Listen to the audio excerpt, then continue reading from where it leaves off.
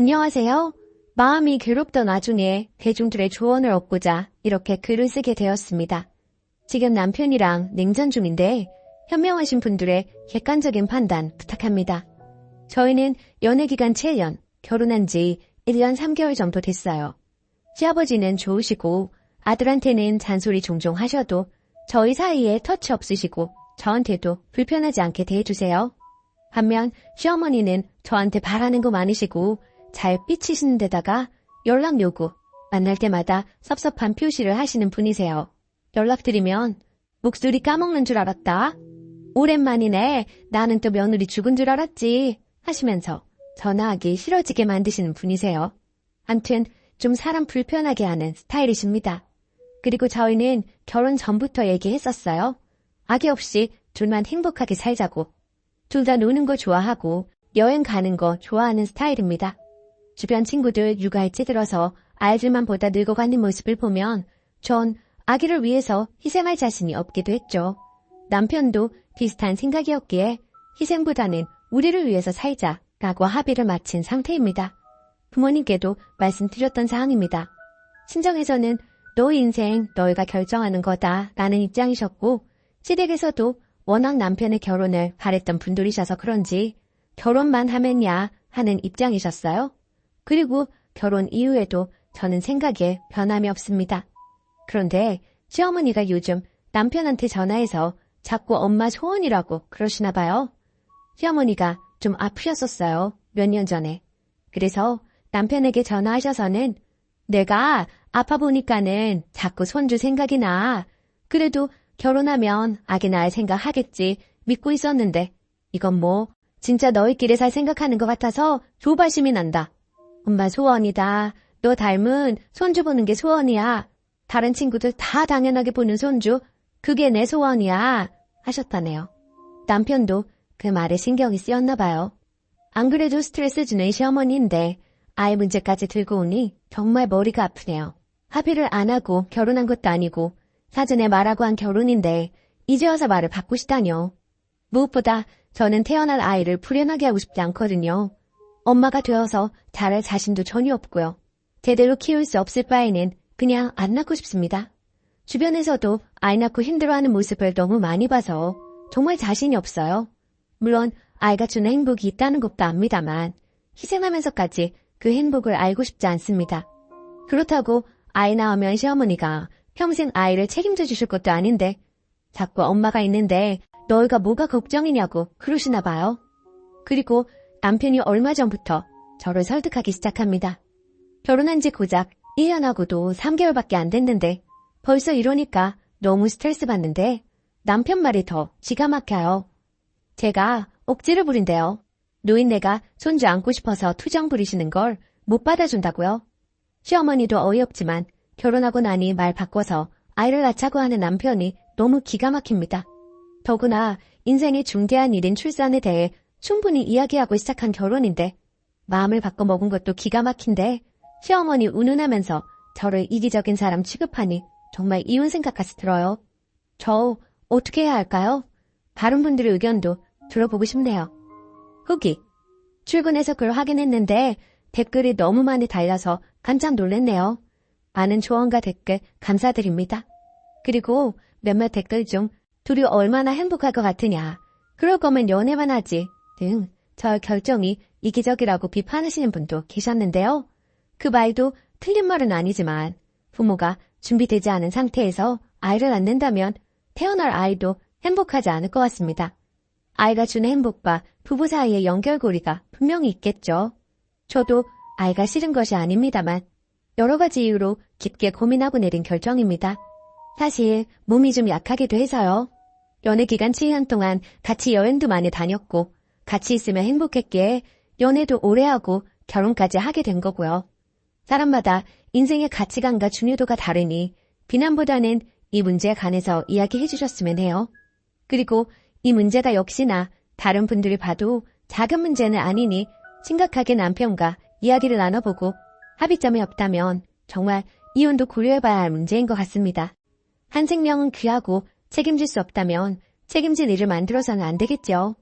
정말 생각이 많아지네요. 최종. 벌써 3개월이 흘렀네요. 이 일에 대해서 마무리가 된 것 같아서 이렇게 글을 씁니다. 결국 저 이혼을 선택했어요. 갈수록 우리와의 약속은 아무것도 아닌 듯 당당하게 저에게 아이를 요구하는 남편을 견딜 수가 없겠더라고요. 그래서 남편에게 말했어요. 나는 너랑 딩크 합의 봤지만 너와 시어머니가 원하니 나을게. 근데 다음 사항들은 지켜줘라.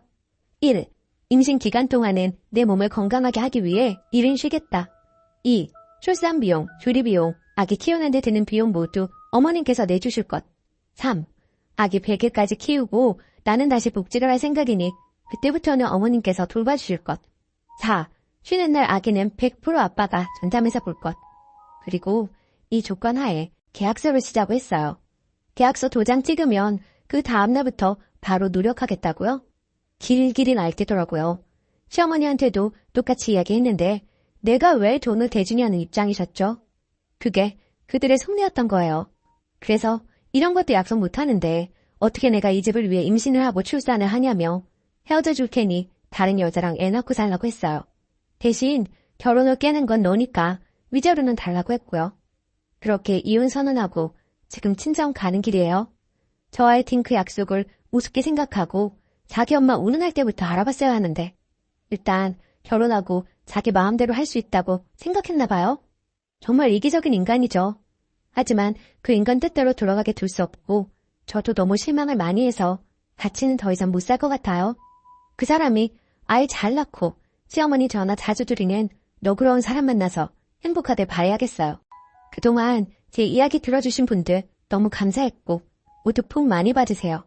댓글 직접 나와라 그래요. 애가 무슨 장난감도 아니고 부부가 준비가 안 됐다는데 삼자 강요에 낫니 맞니 할 문제임? 그리고 남편도 진짜 양심 없네요. 두 번째 사연. 날 무시하는 동서. 돈 필요하니까 전화와서는 은근히 절 빠내리네요. 어디 말할 데도 없고 마음이 너무 답답해서 다른 사람들은 이 이야기에 대해 어떻게 생각하나 해서 울려봅니다. 결혼 전 예비 스택에 갔었는데 동생네도 처음 만났을 때였을 거예요. 동서는 차 안에 타고 있었고 저랑 신랑이랑 시동생이랑만 인사를 했었죠. 그땐 그냥 뭐지? 왜 내려서 인사도 안 하지? 그 때문에 그런가? 그러고 그냥 기분이 나빴지만 가족이 될 사람들이고 얼굴 붉히기, 성질 부르기 싫어서 그냥 넘어갔죠. 그리고 결혼 전이었지만 양가 결혼 허락받고 같이 살고 있을 때 시동생한테 한 번씩 전화가 왔는데 돈 얘기더라고요. 100만 원만 빌려달라고. 한두 번이 아닌 것 같았어요. 그때는 결혼 전이라 전 아무 얘기도 안 했어요. 걱정되는 마음에 신랑한테 결혼 후에도 이런 문제 때문에 트러블이 생길까봐 물어봤죠. 또 이런 일은 절대 없을 거라고 시동생이 형한테도 결혼 후에 이런 일 없게 해줄 거라고 얘기했대요. 그래서 또 넘어갔죠. 근데 어떤 사건으로 인해 참고 참다 도저히 참을 수가 없어서 동서한테 긴 문장에 카톡을 보냈어요. 옆에 안 싸둔 어른, 그러니까 저희 엄마 계시는 거 뻔히 알면서 동서가 사방님한테 너네 형수 뭐 먹을 거냐고 물어보라고. 그것도 나 없는 자리에서 어떻게 그런 무상식한 말을 할 수 있는지 도저히 이해할 수가 없다고 했어요. 그리고 저번에 저희 신랑 핸드폰으로 전화 왔을 때도 모르는 번호로 온 적이 있었어요. 동서 말로는 번호 바뀌었는데 신랑이 모르고 저장 안 했었다 하더라고요. 신랑 바빠서 제가 받았는데 전데요. 아주버님 좀 바꿔주세요 하면서 본인 할 말만 하고는 그 말만 딱 하고 바꿔달라고 하길래 기분이 나쁜데 바꿔줬어요. 근데 신랑이 나가서 전화를 받더라고요. 나중에 들은 바로는 저 옆에 있으면 나가서 받으라고 했대요. 들어오더니 또 돈 얘기. 돈 100만 원 빌려달랬다 하더라고요. 결혼 전에도 그런 걸 알았기에 또 이런 얘기 듣는 건 기분도 나쁠 뿐더러 돈 관리도 내가 하고 어차피 내가 알게 될 건데 신랑 붙잡고서 얘기하는 건 나를 무시하는 것밖에 생각이 안 든다고 얘기했더니 예전에 신랑이랑 같이 살기도 했었고 말하는 게 더 편하다고 그래서 그랬다고. 그래서 그냥 앞으로 돈 얘기는 나한테 직접 해달라고 그랬더니 도리어 한다는 말이 그럼 빌려줄 거예요? 이러더라고요. 무슨 우리한테 돈 맡겨놓은 것도 아니고 어이가 없더라고요. 신랑도 가게에서 힘들게 일하는데 자기 손으로 신발 하나 못 사시는 사람인데 신랑은 동생네가 그런 얘기할 때마다 속상해하고 저한테 엄청나게 미안해요. 그래서 앞으로 이런 일로 신경 안 쓰게 해줬으면 좋겠다고 했어요. 암튼 이런 내용의 카톡을 보냈더니 동서가 전화 와서 따지더라고요. 형님, 저는 형님이 더 몰상식한 것 같아요.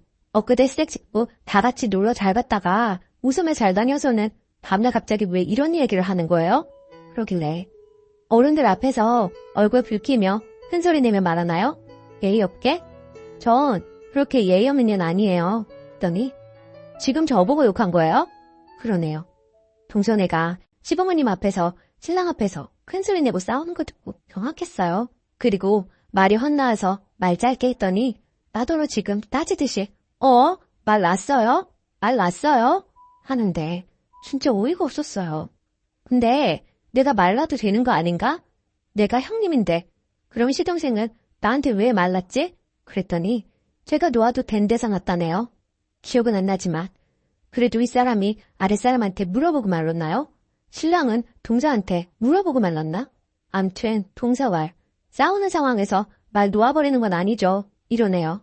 그러면서 자기도 말 놓는다네요.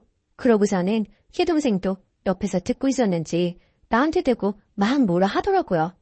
형수가 형 가게에서 아침부터 나가서 일하기로 했어요?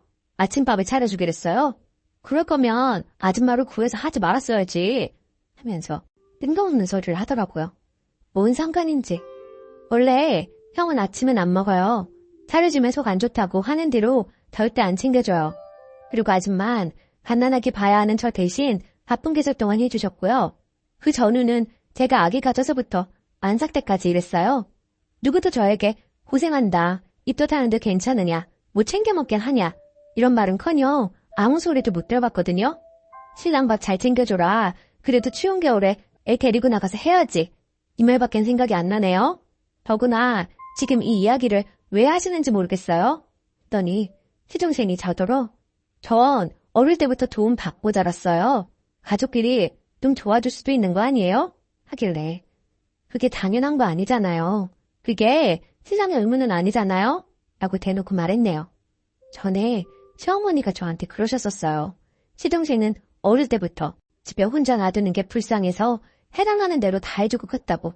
그래서 집에 돈도 많은 줄 안다고. 그래서 저런 개념 없는 아들로 컸나봐요. 아무튼 그렇게 신랑 없는 데서 둘 다 저한테 전화해서 따져놓고는 신랑한텐 제가 보냈던 카톡 캡처해서 보내고 다른 건 다 쏙 빼놓고 내가 동서한테 몰상식 하단 말 했다고 어떻게 그럴 수 있냐고 했답니다. 그 이야기 듣고 신랑이 형수가 맞는 말 했네. 그래서 너네 따졌냐? 형수한테 함부로 대했어? 그랬더니 안 그랬다며 말을 했다네요. 어차피 알게 될 법 왜 거짓말 한 건지. 형은 무서운 건지 아니면 돈을 못 빌릴까봐 무서운 건지. 그래도 형한테는 쩔쩔맨 것 같은데 저는 너무 괘씸하네요. 신랑은 당연히 제 말만 믿고 제 기분 풀어주면서 다시는 그것들 보지 말자고 하는데 분이 안 풀려요. 그냥 넌 끊는 게 맞겠죠? 후기. 많은 조언들 해주셨는데 이야기가 어떻게 되었는지는 알려드려야 할 것 같아서 글 씁니다. 다음날인가? 동서랑 사방님 전화 와서는 저한테 사과하더라고요. 아랫사람이니까 우리가 잘못했다고 기분 풀라고요. 그러면서도 동서 하는 말이 너네 형수라고 한 말이 왜 잘못됐는지 아직도 모르겠대요. 친구들도 왜 너네 둘이 얘기하는 거 가지고 그러는지 이상하다고 그랬다는데. 근데 제가 그랬어요. 사돈 어른 계시는 자리에 그것도 내가 없는 곳에서 아이들 너네 형수라는 호칭을 쓰는 게 잘못인 거야. 결혼한 지 7년 다 되어갈 텐데 아직 호칭을 잘 모르는 것 같아 얘기한 건데 말하면 받아들일 줄도 알아야지. 그리고 결혼 전에 돈 몇 번 빌려간 거 알고 있어. 했더니 그 말을 발끈해서는 형님이 결혼 전 얘긴데 뭔 상관이네요? 그럼 결혼 전 나한테 왜 시아버지 생신상 같이 차리자고 전화했느냐 했더니 가만히 있대요.